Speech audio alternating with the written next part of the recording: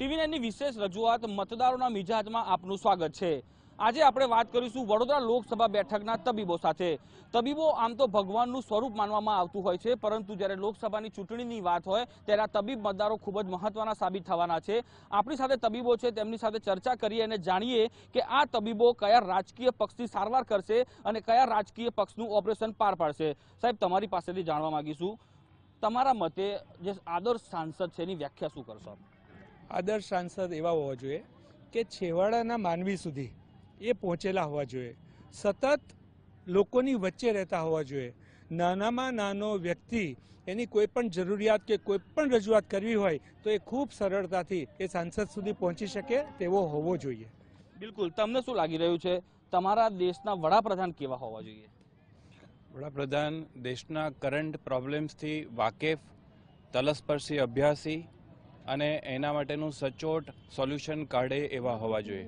લોકોની સાથે એમણે જિંદગી વર્ષો કાઢ્યા હોવા જોઈએ, તો જ લોકોના પ્રશ્નોને એ સમજી શકે અને વાચા આપી શકે। બિલકુલ, આદર્શ પીએમની વાત છે। મેમ, તમારી પાસેથી જાણવા માંગુ છું, તમને શું લાગી રહ્યું છે, જે લોકસભાની ચૂંટણી યોજાઈ રહી છે, જ્યારે તમે તમારા મતાધિકારનો ઉપયોગ કરવા જશો ત્યારે કઈ કઈ બાબતોને ધ્યાનમાં રાખી તમારા મતાધિકારનો ઉપયોગ કરશો? દેશ આજે વિકાસના રસ્તે અગ્રેસર થઈ રહ્યું છે, તો હું વિકાસ જે પાર્ટીનો જે ગોલ હશે એ પ્રમાણે હું વોટિંગ કરવાનું અપીલ કરીશ। બિલકુલ, તમને શું લાગે છે, તમને તમારા સાંસદની કામગીરીથી કેટલો સંતોષ છે?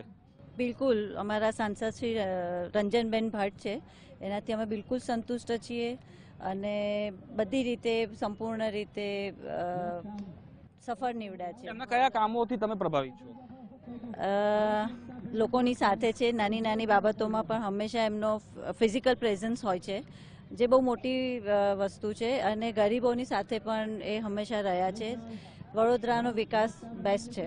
બિલકુલ, એટલે સ્થાનિક જે સાંસદ છે તેનો લાભ વડોદરાના વાસીઓને મળવો જોઈએ। તમારી પાસેથી જાણવા માંગીશું, શું ખરેખર વડોદરાના આજના પ્રાણ પ્રશ્નોની જો વાત કરવામાં આવે તો એને ઉકેલ કરવામાં વડોદરાના સાંસદ સફળ રહ્યા છે?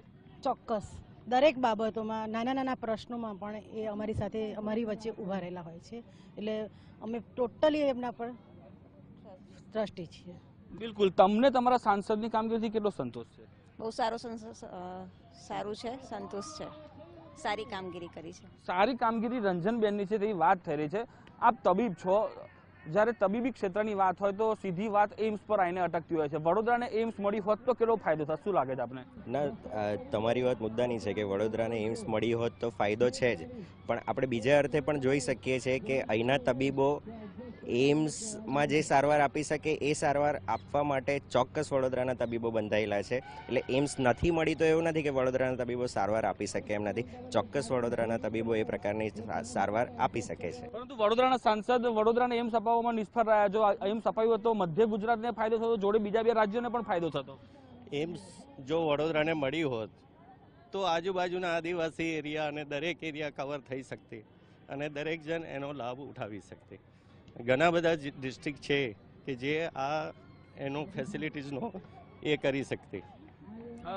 એક કેન્સર કેર હોસ્પિટલની પણ વાત છે, આગામી દિવસોમાં કદાચ એનું કામ પણ શરૂ થશે। શું લાગે છે કે એમ્સની જે ખોટ છે એ આ કેન્સર કેર હોસ્પિટલ પૂરી પડશે? ચોક્કસપણે કેન્સર હોસ્પિટલ એમ્સની ખોટ પૂરી શકે એમ છે, કારણ કે આજકાલ જે રીતની લાઇફસ્ટાઇલ ડેવલપ થઈ રહી છે એમાં કેન્સરના રોગોનું પ્રમાણ દિવસે દિવસે ઘણું વધી રહ્યું છે, એટલે ચોક્કસ કેન્સર હોસ્પિટલ પણ આવે તો ઘણો જ વડોદરાને અને આજુબાજુના વિસ્તારોને ઘણો સારો લાભ મળી શકે એમ છે। બિલકુલ, વડોદરા જિલ્લો પૂર્વ પટ્ટીથી પણ જોડાયેલો છે અને એ સંજોગોમાં આ પ્રકારની હોસ્પિટલ હોવી ખૂબ જ અનિવાર્ય છે। અત્યારે હાલમાં તબીબોની ક્રિકેટ ટુર્નામેન્ટ ચાલી રહી છે, જોડે જોડે રાજકીય રમત પણ ચાલી રહી છે લોકસભાની। શું લાગે છે, જે રીતના રાજકારણ રમાઈ રહ્યું છે, શું તમારી પ્રતિક્રિયા છે તે મુદ્દે? રાજકારણ રમાઈ રહ્યું છે એ હું તો એવું માનીશ કે વિકાસ એ સૌથી મોટું રાજકારણ હોવું જોઈએ। વિકાસના આગળ બીજું કશું જ ના ચાલે, અને વી હેડ સીન કે 5 વર્ષમાં જે વિકાસ થઈ રહ્યો છે, આપણા આગળ જે ડેવલપમેન્ટ દેખાઈ રહ્યું છે, દેટ ઇઝ રિયલી એપ્રિસિએબલ। બિલકુલ, અત્યારે જે પોલિટિક્સ થઈ રહ્યું છે, લાગે છે હેલ્ધી પોલિટિક્સ છે? જો આક્ષેપ પ્રતિ આક્ષેપ એ રાજકારણનો એક ભાગ છે, એટલે આક્ષેપ હશે તો જ પ્રતિ આક્ષેપથી એનો જવાબ આપવામાં આવશે અને તો જ લોકોને પણ ખબર પડશે, અને ફાઇનલ એનાલિસિસ એ લોકશક્તિનું છે। એ લોકોએ નક્કી કરવાનું છે કે આક્ષેપમાં કેટલું વજૂદ છે અને પ્રતિ આક્ષેપમાં કેટલો વિશ્વાસ છે। તો ચોક્કસ આક્ષેપ પ્રતિ આક્ષેપ એ તો લોકશાહીનો એક સિક્કાની બે બાજુ છે।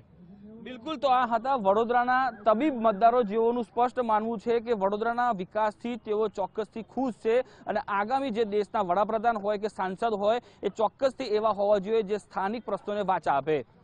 કેમેરામેન મનીષ ઠાકર સાથે અમિત પટેલ, TV9